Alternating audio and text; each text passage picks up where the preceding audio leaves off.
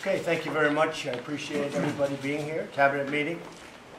And this looks like it will probably be our last cabinet meeting until the new year, but who knows? You never know what happens with cabinet meetings. We've had some really great and productive ones, and this will be one of celebration because of what took place last night. We had a historic victory for the American people. It'll go through final passage today in the House. Then the congressmen and women and the Senate will be coming over, the Republican Senate. Unfortunately, the Democrats don't like to see tax cutting. They like to see tax increases. And they like to complain, but they don't get it done, unfortunately. But they complain a lot. So we're going to have the Republican senators come over. We're going to have the Republican members of the House come over. We're going to have a news conference.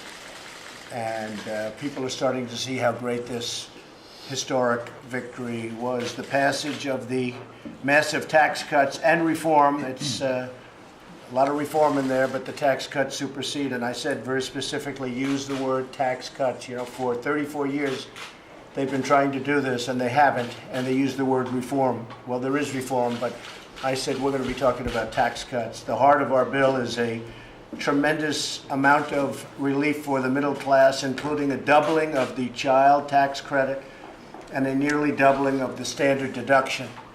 That's going to be tremendous to people. They're going to start seeing the results in February.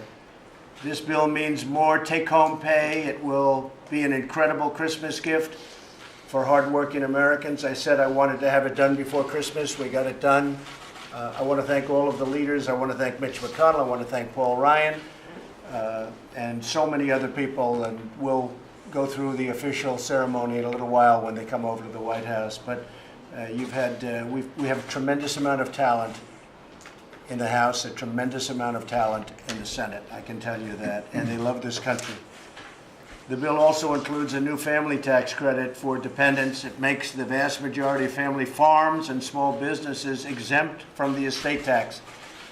The estate tax was killing the farmers. They were forced to sell farms at bargain basement prices. They don't have to do that anymore.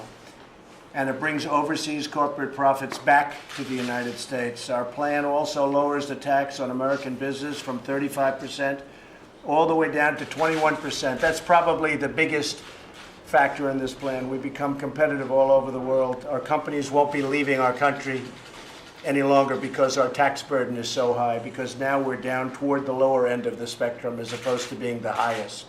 We were the highest. And it's really, above all else, it's a jobs bill, because these corporations that are already coming into the country, but they're going to start pouring into the country, it's about jobs, and they're going to build some really great companies and a lot of jobs. We've already created over 2 million jobs since the election. The stock market, as you see, it's at an all-time high yet again. I think that's 86 times since I got elected. 86 times we're at an all-time high. Unemployment is at a 17-year low. We've liberated the American economy from Washington overreach, cutting 22 regulations for every one new regulation, the most in history by far. We've cut hundreds and hundreds of regulations, allowing people to have their businesses, work their businesses, and hire people. And we still have plenty of regulation. Don't worry, we have plenty of regulation. Regulation's not the worst thing, but over-regulation was stifling in our country. Couldn't do anything.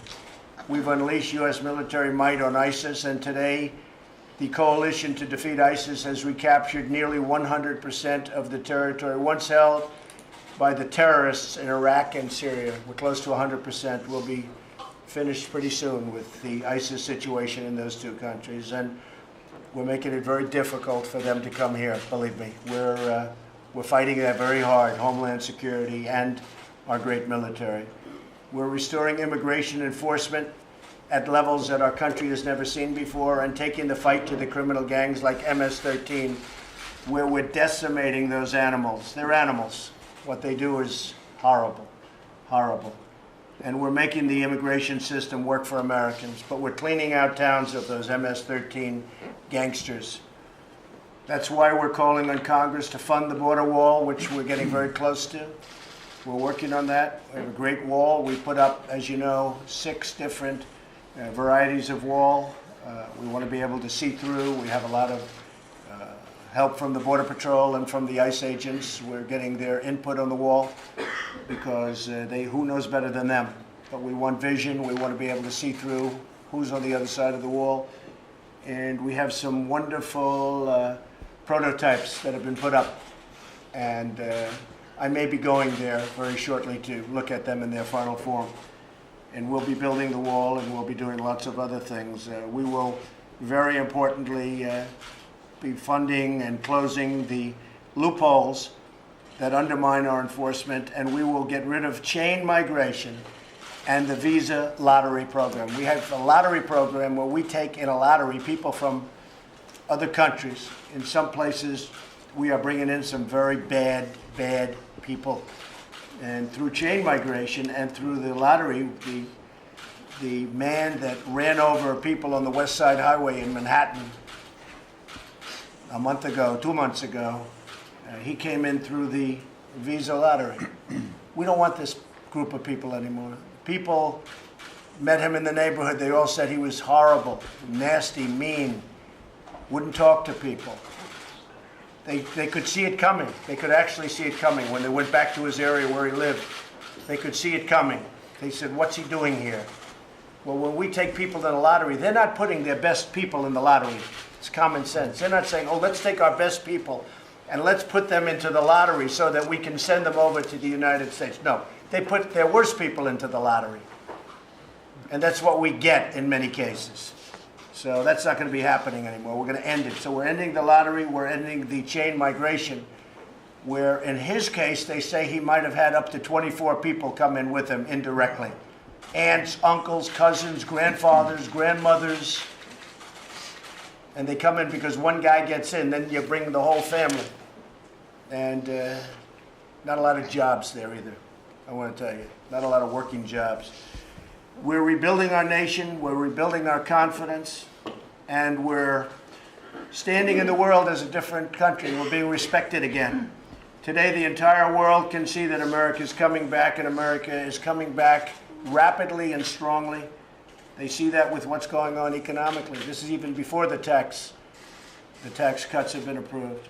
And I have to say that a lot of people thought the tax cuts have been approved. I heard a couple of our folks, Steve and Gary and a few others this morning, and they're thinking that the market hasn't fully digested what they've got here. I don't think the market's even begun to realize how good these are, like, for instance, full expensing and other things. We have things in there that is so incredible. One of the great things is bringing back perhaps $4 trillion back into our country. $4 trillion of money that we couldn't get back because of our tax code and because of regulation. We were unable. That money now can flow back into our country and produce jobs and go into our companies where they want to spend it. They want to spend the money here. They weren't allowed to. Americans are filled with excitement for the future, optimism like they haven't seen. You've seen all the charts, and enthusiasm for the incredible possibilities that lie ahead for our country. At this wonderful time, it's a blessed season. We have a blessed country. We're renewing our bonds of loyalty to each other and to this nation. This nation is a nation with tremendous spirit again. You see that. Housing confidence is the highest it's been in many years, just came out. Manufacturing, the highest level of confidence they've had since they started doing it many years ago. And business, it has the highest level of confidence. So we're doing a lot of things. So we'll be meeting again. The cabinet will be meeting again shortly. But we have done a job like no administration has done. We get the final passage, and we are waiting for that final passage. As you know, we do have to go through one more vote in the House, and that's being done virtually as we speak. So when that's done, you add all of that to what we've done in terms of regulatory, in terms of military. As you know, we're going $700 billion for military. We're rebuilding our military. We cannot have a weak military in this time and age. So we're rebuilding our military. But when you add it all up together, and then you add two things, the individual mandate is being repealed. When the individual mandate is being repealed, that means Obamacare is being repealed because they get their money from the individual mandate. So the individual mandate is being repealed. So in this bill, not only do we have massive tax cuts and tax reform, we have essentially repealed Obamacare, and we'll come up with something that will be much better, whether it's block grants or whether it's taking what we have and doing something terrific. But Obamacare has been repealed in this bill. We didn't want to bring it up. I told people specifically, be quiet with the fake news media because I don't want them talking too much about it, because I didn't know how people would. But now that it's approved, I can say the individual mandate on health care, where you had to pay not to have insurance. Okay, think of that one. You pay not to have insurance. The individual mandate has been repealed. The other one is ANWR. So a friend of mine who was in the oil business said, I can't believe it, ANWR, they've been trying to get it for 40 years. 40 years, and I didn't know that. We have ANWR. We're going to start drilling in ANWR, one of the largest oil reserves in the world, that for 40 years this country was unable to touch. That by itself would be a massive bill. It'll be one of our biggest oil reserves. It's one of the biggest in the world. Puts us at a level that we're not even at now, and we're doing very well in terms of, as you know, energy. But ANWR by itself would be a big bill. But that's when it hit me, when he said, you know, they've been trying to get that, the Bushes, everybody, all the way back to Reagan. Reagan tried to get it. Bush tried to get it. Everybody tried to get it. They couldn't get it passed. That just happens to be here. And we did that at the request of the two great senators from the state of Alaska, which is a very special place. But I will tell you, ANWR is a big, big deal. It's not ever mentioned by the press, and that was fine until now. Now you can mention it. So we're going to have tremendous energy coming out of that part of the world, and people have wanted to do it for 40 years. So with that, I'm going to ask Ben Carson, and you can stay if you want it, because you need the prayer more than I do, I think. You may be the only one. Maybe a good, solid prayer, and they'll be honest, Ben. Is that possible? So, Ben, we'll ask you to say grace. Okay. Thank you. Our kind Father in heaven, we're so thankful for the opportunities and the freedom that you've granted us in this country. We thank you for the President and for cabinet members who are courageous, who are willing to face the winds of controversy in order to provide a better future for those who come behind us. We're thankful for the unity in Congress that has presented an opportunity for our economy to expand so that we can fight the corrosive debt that has been destroying our future. And we hope that that unity will spread even beyond party lines so that people recognize that we have a nation that is worth saving, and recognize that nations divided against themselves cannot stand. In this time of discord, distrust, and dishonesty, we ask that you would give us a spirit of gratitude, compassion, and common sense, and give us the wisdom to be able to guide this great nation. In the future, we ask in the name of the Father, the Son, and the Holy Spirit. Amen. Thank you, Ben. Thank you very much. Mike, would you like to say a few words? Well, I appreciate it, Mr. President. As I told you last night, shortly after the Senate vote, I know I speak on behalf of the entire cabinet and of millions of Americans when I say congratulations and thank you. Thank you. Thank you for seeing through the course of this year an agenda that truly is restoring this country. You described it very well, Mr. President. From the outset of this administration, we've been rebuilding our military, putting the safety and security of the American people first. You've restored American credibility on the world stage. We're standing with our allies. We're standing up to our enemies. But you promised economic renewal at home. You said we could make this economy great again. And you promised to roll back regulations. And you signed more bills rolling back federal red tape than any president in American history. You've unleashed American energy. You've spurred an optimism in this country that's setting records. But you promised the American people in that campaign a year ago that you would deliver historic tax cuts. and it would be a middle-class miracle. And in just a short period of time, that promise will be fulfilled. And I'm deeply humbled as your Vice President to be able to be here because of your leadership, Mr. President, and because of the strong support of the leadership in the Congress of the United States. You're delivering on that middle-class miracle.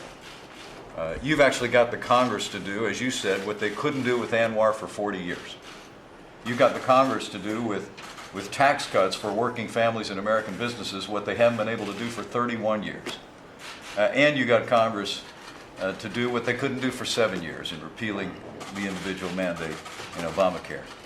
I know you would have me also acknowledge people around this table, Mr. President. I want to thank the leaders in Congress once again for their partnership in this. I want to thank your outstanding team, your Secretary of the Treasury, Stephen Mnuchin, for Gary Cohen, for Ivanka Trump, for your great legislative team, all the members of this cabinet who partnered to drive your vision forward over the past 6 months after you laid out that vision for tax reform.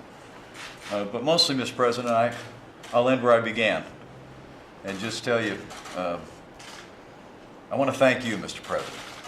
I want to thank you for speaking on behalf of and fighting every day for the forgotten men and women of America.